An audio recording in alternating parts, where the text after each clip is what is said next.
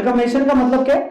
जब दो या दो से ज्यादा कंपनियां मिलके न्यू कंपनी बना रही है। तो लेट्स से यहां पे जैसे मैंने लिया एक्स लिमिटेड और वाई लिमिटेड है, तो एक्स और वाई ने कहा कि लेट अस पूल अवर रिसोर्सेज, एक और एक 11 होते हैं ऑब्वियसली, तो आपके पास उन्होंने कहा कि हम अपने एसेट लायबिलिटीज इकट्ठे करते हैं, मैनेजमेंट इकट्ठी होगी, रिसोर्सेज इकट्ठे होंगे, तो उससे क्या होगा हमारे पास ऑब्वियसली मल्टीप्लिसिटी का आपके पास इफेक्ट आएगा, ठीक है ना।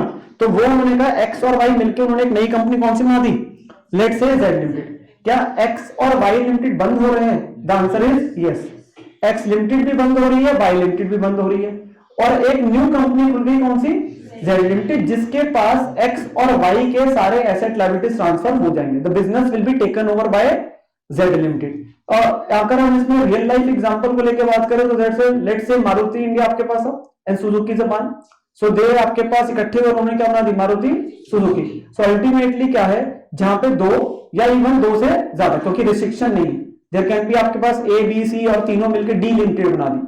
तो इस केस के अंदर क्या एक नई कंपनी बन रही है? The answer is yes.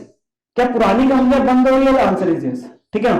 तो हमारे पास अमेलगमेशन का मतलब है दो या दो से ज्यादा कंपनियां मिलकर एक न्यू कंपनी बना रही। अगली चीज आ रही है जी एब्जॉर्प्शन। एब्जॉर्प्शन का मतलब है कि एक चलती हुई कंपनी ने एक चलती हुई कंपनी को खरीदा, मतलब एक एग्जिस्टिंग कंपनी ने एक और एग्जिस्टिंग कंपनी को टेक ओवर कर लिया। तो पुरानी कंपनी तो बंद हुई है, पर क्या न्यू कंपनी बन रही है? आंसर इज नो, क्योंकि वो एक एग्जिस्टिंग कंपनी है जिसने खरीदा। जस्ट लाइक जैसे फ्लिपकार्ट ने मिंत्रा को बेसिकली खरीदा, so there was a existing company, so उन्होंने एक एग्जिस्टिंग कंपनी के बिजनेस को ही टेक ओवर करा, बट कोई न्यू कंपनी नहीं बन रही, पर कोई न्यू कंपनी नहीं बन रही यहां पर पुरानी कंपनी का बंद हो रही है। The answer is yes, again पुरानी कंपनी तो बंद हो ही रही है, but there is no new company being formed here and that is known as absorption. Absorption का मतलब है एक रनिंग कंपनी ने, एग्जिस्टिंग कंपनी ने एक एग्जिस्टिंग बिजनेस को ही खरीदा। Obviously these are also kind of models for external. Generally हम इंटरनल में तो हमेशा बोलते थे लॉसेस की वजह से है, यहां पे भी ऐसा हो सकता है कि आप बहुत बुरे दौर से गुजरे तो आप एक बड़ी कंपनी के पास जाते हो, कहते हो कि यार हम तो ऐसे ही बंद हो जाएंगे, तो लेटेस्ट कि आप हमारे एसेट लायबिलिटीज को खरीद ही लो और हमें परचेज कर लो। तो there is another, this is another way of getting out of the basically जो बैड पैच चल रहा है। एक तो था इंटरनली जो हमने पूरा चैप्टर करा कि एक नई होप है, इसमें क्या है कि आपकी कंपनी को ऑब्वियसली क्या लग रहा है, ताला लग रहा है, अब एक दूसरी कंपनी ने आपको खरीद लिया, ठीक है ना। सो यहां पर लेट से एक्स लिमिटेड है, उसने वाई लिमिटेड के बिजनेस को खरीदा, जैसे मैंने एग्जांपल है कि वाई लिमिटेड का business is getting transfer to X limited, वो एग्जांपल या मैंने फ्लिपकार्ट मिंत्रा की आपके सामने बात करी, ठीक है।